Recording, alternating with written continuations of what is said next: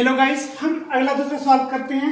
जैसे कि इसने कहा है कि वस्तु की कीमत 1200 रुपये थी, मतलब कोई वस्तु है उसकी कीमत 1200 रुपये है, बाद उसकी कीमत 1500 रुपये होगी, मतलब उसकी कीमत में 300 रुपये की बढ़ोतरी हो गई।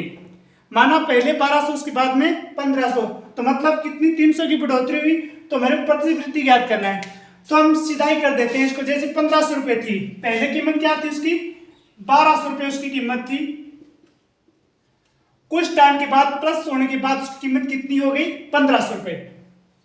1500 रुपये ये पहले की है और ये बाद की कीमत है।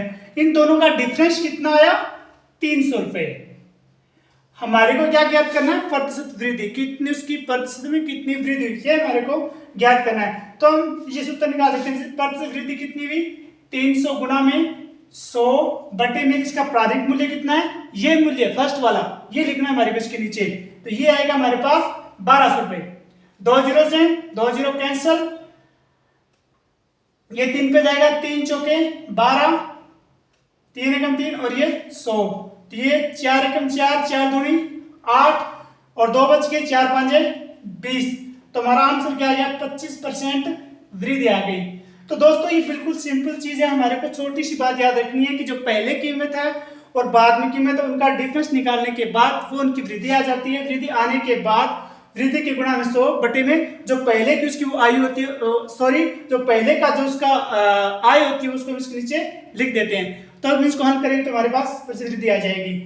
तो इसी प्रकार एक इसके विपरीत भी आता है। ये तो हम बात हमने कर ली बात इसकी कि वृद्धि प्रतिशत ज्ञात करनी। एक क्या आता है हमारे पास, प्रतिशत कमी।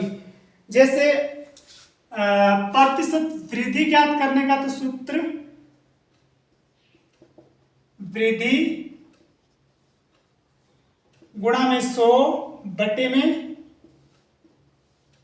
प्रारंभिक आय, ये तो पहला सूत्र हो गया। हम प्रतिशत वृद्धि निकालते हैं उसके लिए। लेकिन अगर कई बार आ जाता है कि कमी, प्रतिशत कमी निकालने का क्या सूत्र है, तो हम यहाँ पे कमी, ये कमी ये आ जाएगा, कमी गुना में 100 बटे में प्रारंभिक आय। बस इतना सा अंतर है। अगर वृद्धि है यहाँ पे हम वृद्धि को लिखेंगे और गुना में 100 बटे में प्रारंभिक आय। अगर कमी है तो कमी गुणा में 100 बटे में प्रारंभिक आय। तो हम ये चीज तो डिस्कस कर चुके हैं, तो हम थोड़ी सी इस पे डिस्कस और कर लेते हैं कि कमी के बारे में हमारा क्या कंसेप्ट रहने वाला है। तो आओ हम अगला सवाल करते हैं इसके अंदर।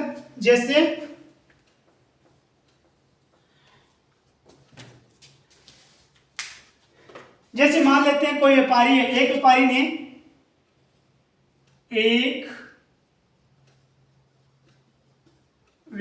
ने एक गाय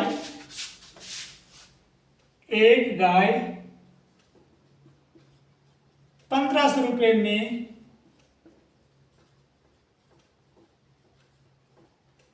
खरीदकर उसे 1200 रुपये में बेच दिया, तो कितने प्रतिशत की कमी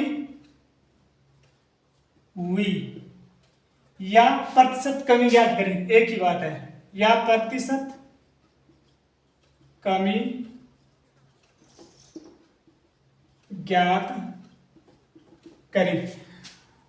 तो गाइस मैंने आपको थोड़े टाइम पहले ही चीज बताई थी कि कमी का सूत्र क्या है। जैसे हमारे को प्रतिशत कमी निकालनी है, प्रतिशत कमी, तो पहले हमको इन दोनों का डिफरेंस देखना पड़ा है। 1500 में इसने खरीदा, ठीक है गाइस, तो 1200 रुपये में इसने इसको बेच दिया, मतलब पहला प्राइस का क्या था, 1500, ठीक है जी, ये फर्स्ट और ये 1200 रुपये, ये सेकेंड। तो इन दोनों डिफरेंस कितना आया, 300 रुपये। 300 डिफरेंस आ गया, तो ये कमी 300 रुपये की हुई, उसको घाटा हुआ 300 रुपये, हमें प्रतिशत कमी ज्ञात करनी है। तो 300 गुणा में 100 बटे में ये 1500, पहले वाला प्रारंभिक मान और रखना 1500 रुपये, ये आप 1500 काट देते हैं इसको, जीरो से जीरो कट गई, 15 एकम 15, 15 दूनी 30, और ये 20% यहाँ पे इसको प्रतिशत कभी हमारा आंसर आ गया। आई होप गाइस मैं मानता हूँ आपको ये सारे सवाल अच्छी तरह समझ में आए हो, लेकिन फिर भी कोई दिक्कत हो या समझ में नहीं आया तो हमारे को कमेंट करके बताएं कहाँ पे आपको समस्या आ रही है। तो हम मिलते हैं अगले नेक्स्ट वीडियो में।